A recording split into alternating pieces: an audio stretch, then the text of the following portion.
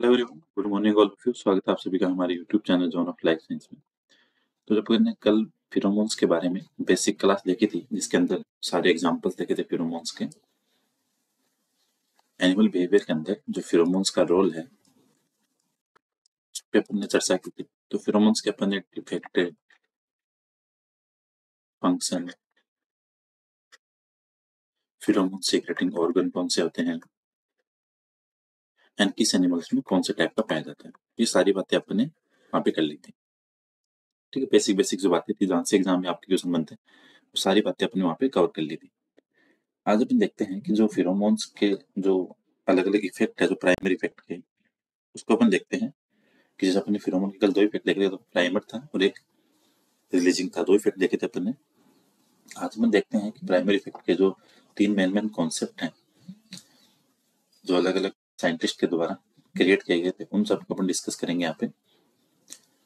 ठीक है, तो फिरोमोन्स के लिए अपन ने कल बात की थी कि तीन इफेक्ट मेन होते हैं आपके फिरोमोन्स इफेक्ट देखने के लिए।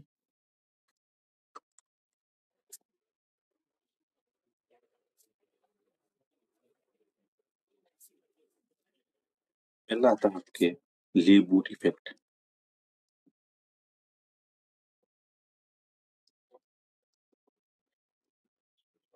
दूसरा आता है आपके हेलन ब्रूस इफेक्ट,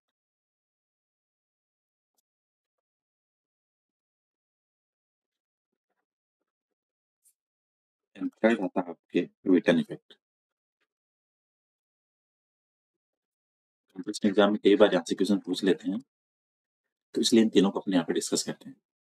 ठीक है, और ये सारे के सारे किसके एग्जाम्पल होते हैं? जो आपके फिरोमोन्स का प्राइमरी इफेक्ट होता है उसके एग्जाम्पल। ठीक है, तो अपने कल पढ़ा था फिर एग्जाम्पल ऑफ प्राइमरी इफेक्ट, जिसके अंदर फिजियोलॉजी चेंज करता है, ये डिलेड इफेक्ट शो करता है। ये बातें अपने कल की वीडियो में की थी। तो जिन्होंने प्रीवियस लेक्चर नहीं देखे, एक बार आप जाके उसको देख लेना, ताकि आपकी जो चीजें अच्छे से क्लियर हो जाए। पहले देखते हैं लीव बूट इफेक्ट।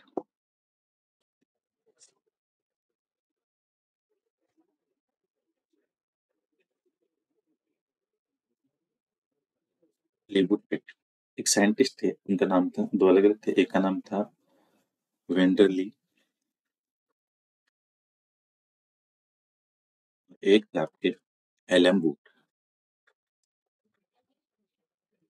इन्होंने क्या किया 1955 में फिरोमोन्स के इफेक्ट को देखने के लिए उन्होंने कुछ माइस के एक्सपेरिमेंट किए। ठीक है, उन्होंने क्या किया, फीमेल जो माइस थी उस पर एक्सपेरिमेंट किया उन्होंने। अब इनकी जो मेन बातें वो समझते हैं, एक सेकंड।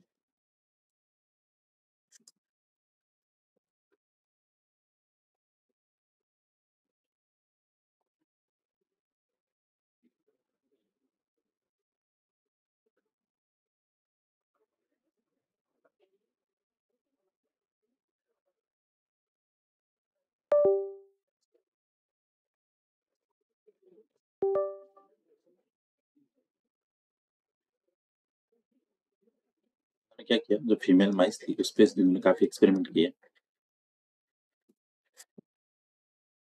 इन्होंने क्या किया, एक पिंजरा लिया और पिंजरे के अंदर अलग अलग इन्होंने माइस को कभी ग्रुप में रखा, कभी साथ रखा, अलग अलग एक्सपेरिमेंट किए। तो इन्होंने अलग अलग एग्जाम, अलग अलग एक्सपेरिमेंट में अलग अलग कंडीशन क्रिएट की और उन्होंने देखा। पहली कंडीशन क्या थी, जब इन्होंने फीमेल्स को किया, क्या सारी फीमेल माइस थी, जब इन्होंने एक साथ उनको केज के अंदर रखा, पिंजरे के अंदर रखा, तब उनकी जो एस्टर साइकिल होती है वो एक टाइम पे आती है, सबके साथ में आती है, सिंक्रोनाइज होती है। ठीक, पहली कंडीशन क्या थी, when all female mice kept in cage,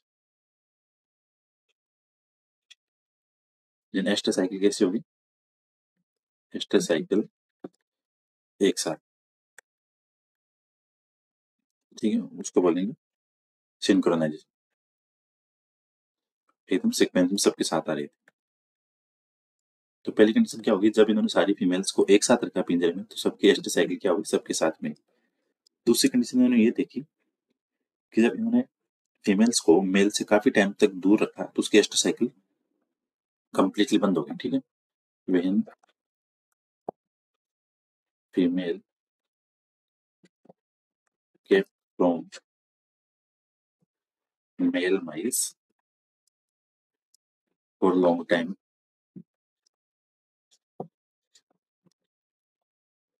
then oestrus completely stop.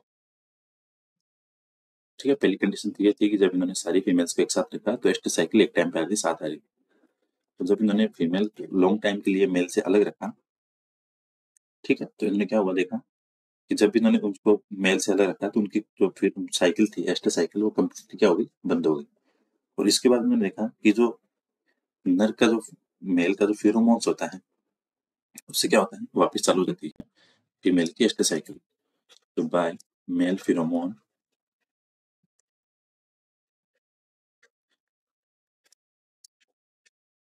Female oestrus start. ठीक है, इन्होंने जो तीन कंडीशन देखी, पहले सब मेल्स को फीमेल्स को पिंजरे में रखा और इन्होंने देखा कि सबकी एस्टर एक टाइम पे आ रही है, सही बात है।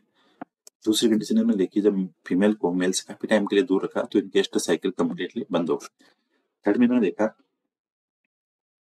जो मेल हार्मोन होते हैं वो क्या करते हैं, फीमेल की जो एस्टर है उसको स्टार्ट करने में हेल्प करते हैं। तो तब इन्होंने कंक्लूजन क्या निकाला, इनका निष्कर्ष यह था इस इफेक्ट का, ठीक है, तो इनका निष्कर्ष यह था कि जो मेल के द्वारा जो फीमेल फिरोमोन सीक्रेट किए जाते हैं मेल्स के द्वारा, उनका इफेक्ट किस पे पड़ता है, फीमेल्स की रिप्रोडक्टिव फिजियोलॉजिकल इफेक्ट पड़ता है। ठीक है, तो कंक्लूजन ये रहा, बाय मेल फिरोमोन्स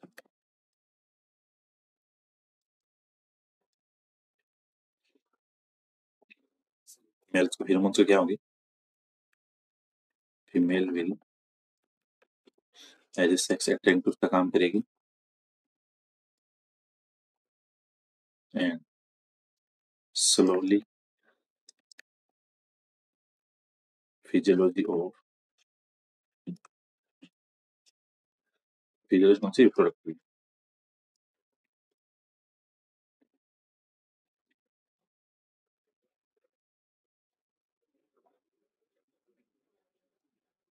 इसका जो मेन जो निष्कर्ष था वो ये रहा कि मेल्स के द्वारा जो फिरोमोन्स स्रावित किए जाते हैं, फीमेल्स उनको क्या करेगी, अट्रैक्ट करेगी, उसको रिसेप्ट करेगी और उसके बाद में धीरे धीरे जो उसकी फीमेल की फिजियोलॉजी है रिप्रोडक्टिव, उसके अंदर इफेक्ट आएगा। तो ये बातें थी इन्होंने लीबुड इफेक्ट के अंदर, कि जो इनका कहने का मतलब ये था कि मेल फिरोमोन है, एक सिंपल वर्ड बात करें तो मेल फिरोमोन फीमेल के बिहेवियर को इफेक्ट करता है, सिंपल अपने यहाँ कह सकते हैं। ठीक है, इसके बाद में आता है आपका दूसरा हेलन ब्रूस इफेक्ट, उसको देखते हैं अभी। एक से दूसरा देखते हैं अपन हेलन ब्रूस इफेक्ट।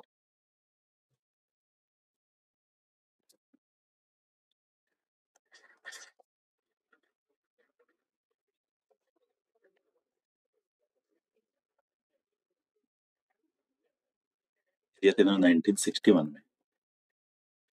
तो हेलन ब्रूस एक साइंटिस्ट थे, इन्होंने भी क्या किया, इन्होंने भी प्राइमरी इफेक्ट देखने के लिए उन्होंने क्या देखा कि जो अननोन मेल होगा जिसके साथ में फीमेल कभी रही नहीं, जिससे ना कभी वो प्रेग्नेंट हुई, तो उन्होंने क्या कहा कि एक जो अननोन मेल है, मेल माइस है, उसकी जो फिरोमोन्स है, उसकी जो गंध से जो अभी फीमेल पहले जो प्रेग्नेंट हुई है उसकी क्या होगी, जो प्रेगनेंसी है वो क्या हो जाएगी, टर्मिनेट हो जाएगी, जबकि जिससे वो प्रेग्नेंट हुई उसके साथ नहीं हो। कहने का मतलब ये था, ये एक फीमेल है, ठीक है, ये मान लो क्या है, फीमेल है, ठीक है, और ये क्या है, प्रेग्नेंट। ये फीमेल है और ये प्रेग्नेंट, एक मेल माइस है, ये मेल है, अननोन है, इसके साथ इसका कोई रिलेशन नहीं था, लेकिन इसके फिरोमोन से, इस मेल के जो फिरोमोन है उससे क्या होगा, फीमेल की प्रेगनेंसी टर्मिनेट, बंद हो जाएगी, प्रेगनेंसी क्या हो जाएगी, टर्मिनेट। कंडीशन समझना, फीमेल थी, प्रेग्नेंट थी, उसके पास में अननोन मेल आया, उसके फिरोमोन से इसकी प्रेगनेंसी बंद हो गई। सिमिलर टाइम पे दूसरा मेल आया, वही मेल जिससे प्रेग्नेंट हुई है उससे इसकी प्रेगनेंसी पे कोई इफेक्ट नहीं होगा। सिमिलर मेल जिससे क्या हो गया, वो प्रेग्नेंट हुई है, ये नॉन है इसका, जिससे प्रेग्नेंट हुई, उससे इसकी प्रेगनेंसी नॉट इफेक्ट, इसके फिरोमोन से इसकी प्रेगनेंसी नॉट इफेक्ट। ठीक, तो इन्होंने बस सिंपल सी यही कंडीशन दी कि जब आप एक अननोन मेल्स की फिरोमोन सीक्रेट होती है, उससे क्या होता है, जो मेल और फीमेल होती है जो प्रेग्नेंट है उसकी प्रेगनेंसी टर्मिनेट हो जाती है, जबकि जिससे प्रेग्नेंट हुई है उसकी गंध से गर्भावस्था है वो बिल्कुल एकदम अप्रभावित रहती है। तो कहने का मतलब ये है कि जो अननोन मेल आता है वो क्या करता है, अपने फिरोमोन से जो प्रोलैक्टिन हार्मोन है उसको क्या करेगा, इनहिबिट कर देगा, जिससे क्या होगा, एस्टर साइकिल वापस स्टार्ट हो जाती है। तो अगर अपन इसको सिंपल वर्ड में लिखना चाहें तो ऐसे लिख सकते हैं,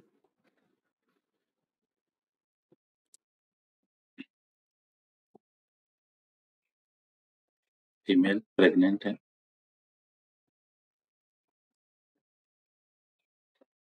with pheromone of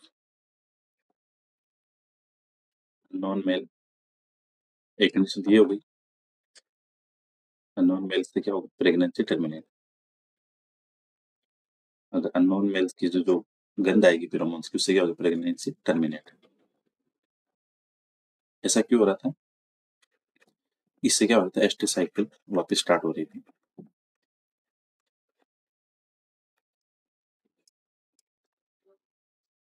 due to inhibition of prolactin.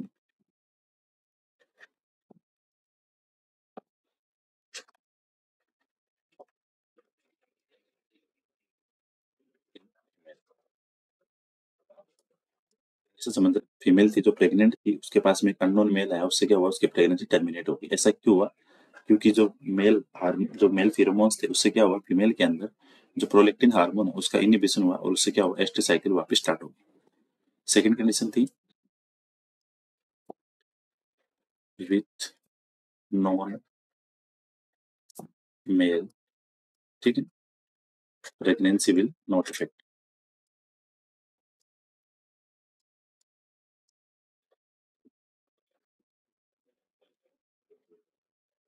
जिससे क्या हुई थी, वो प्रेग्नेंट हुई थी, जिससे प्रेग्नेंट हुई। ठीक है, तो सिंपल वर्ड में आपको ये ध्यान रखना है कि हेलन ब्रूक इफेक्ट के अंदर यही है कि अगर ये कोई फीमेल है, प्रेग्नेंट हो रखी है, अगर उसके पास में अननोन मेल आता है तो उस अननोन मेल के फिरोमोन से क्या होगा, उस फीमेल के अंदर प्रोलैक्टिन हार्मोन का इनहिबिशन होगा, जिससे क्या होगा, एस्टर साइकिल वापस स्टार्ट होगी और प्रेगनेंसी टर्मिनेट हो जाएगी। अगर सिमिलर टाइम पे उसी कंडीशन के अंदर अगर नॉन मेल आता है जिससे प्रेग्नेंट हुई है, तो उससे फीमेल की प्रेगनेंसी पे कोई इफेक्ट नहीं पड़ेगा। तो ये था आपका हेलन ब्रूक इफेक्ट। अब थर्ड आता है आपकी विटन इफेक्ट।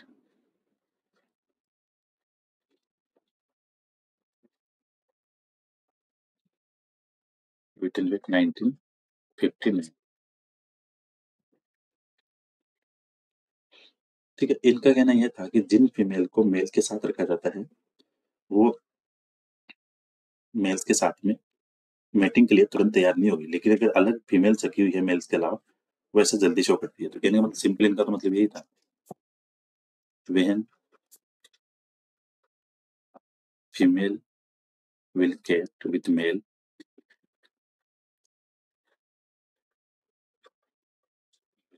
जब फीमेल्स को मेल्स के साथ में रखा जाता है, when female will kept with male, then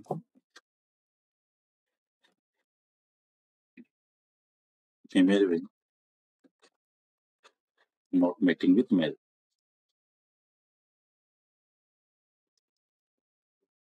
simple सी बात है, अगर फीमेल्स को मेल के साथ रखा जाता है तो मेटिंग के लिए वो रेडी नहीं होगी। बट आइसोलेटेड फीमेल, जिनको मेल से अलग रखा गया है, isolated female ready for mating with male. तो ये सारा इफेक्ट किसका है, फिरोमोन्स का है। फिरोमोन्स के से सारे इफेक्ट यहाँ पे शो हो रहे हैं। तो विटन इफेक्ट के अंदर क्या था कि अगर फीमेल्स को मेल के साथ रखा जा रहा है तो मेटिंग के लिए रेडी नहीं होगी।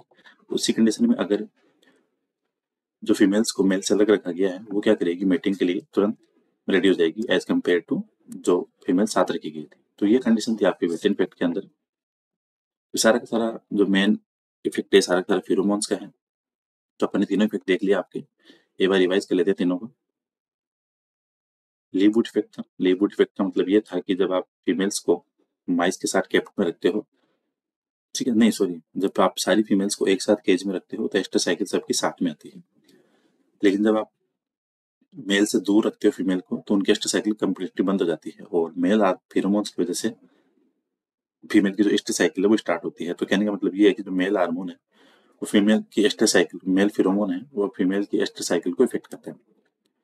सेकंड कंडीशन है हेलन ब्रूस। इसका मतलब ये था कि अगर कोई प्रेग्नेंट फीमेल है, अगर उसके पास में अननोन मेल आता है जिसके साथ में उसकी मैटिंग नहीं हुई है, तो उस अननोन मेल की प्रेगनेंसी से क्या होगा, prolactin hormone secrete, prolactin hormone की इनहिबिशन होने से उस प्रेग्नेंट फीमेल के अंदर एस्ट्रल साइकिल वापस स्टार्ट हो जाएगी और प्रेगनेंसी टर्मिनेट। सिमिलर कंडीशन में अगर फीमेल के साथ में जिस मेल से प्रेग्नेंट हुई अगर उसके साथ रखा जाता है तो उसकी प्रेगनेंसी पे कोई इफेक्ट नहीं पड़ेगा। थर्ड कंडीशन आपकी विटन इफेक्ट।